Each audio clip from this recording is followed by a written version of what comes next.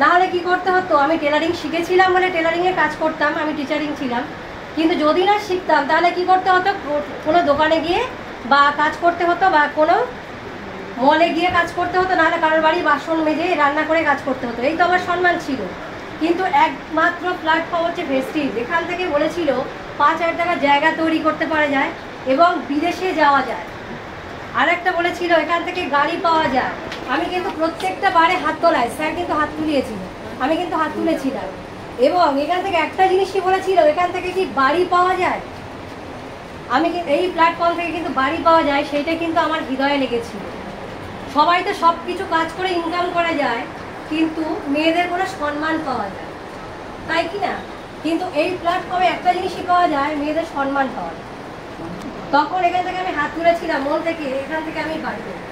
কিন্তু বাড়ি দেওয়ার জায়গা তৈরি করতে গিয়ে আমি কি করছি, বিদেশ যাওয়ার পয়েন্ট পাচ্ছি, অথচ একটা গাড়ি 8 লক্ষ টাকার গাড়ি নিয়ে নিয়েছি।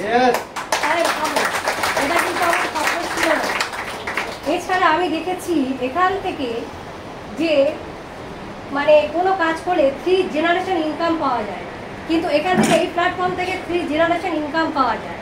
তাহলে কি করব, আমি তখন কি করেছিলাম, এটা নিজেকে সিদ্ধান্ত নিয়েছিলাম, আমার মেয়েকে একটা আইডি করে দিই। তাহলে আমি যদি করি, আমার ছেলে যেটাই পেতে থাকবে, মেয়ে কি পেতে থাকবে?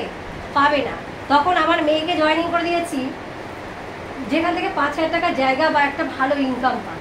কিন্তু এই করতে করতে ওরও কার ফান্ড অ্যাচিভ হয়ে গেছে, এবং ওর তলায় আমার ভাই আছে, সেও কিন্তু কার ফান্ড অ্যাচিভ হয়ে গেছে, এখান থেকে ডায়মন্ড দিয়ে।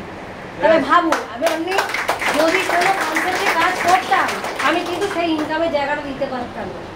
এবং এই যে একটা ওরা গাড়ি ফান্ড অ্যাচিভ করে, যেটা কিন্তু আমি পারতাম কি অন্য কোনো প্রফেশনে থেকে পারতাম না, শুধু একমাত্র পেরেছি কেন, ভেস্টিজ থেকে ইনকামটা পাওয়া যায়।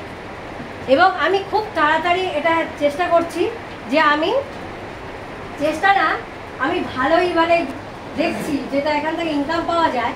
কিন্তু ইনকামটা আমার না, আমার যেটার জন্য এসেছিলাম সেটা কি হাউস ফান্ড। সেটা হাউস ফান্ডটা অবশ্যই আমি নেব। 2024-এর শেষের দিকে আমিও হাউস ফান্ড অ্যাচিভ করছি।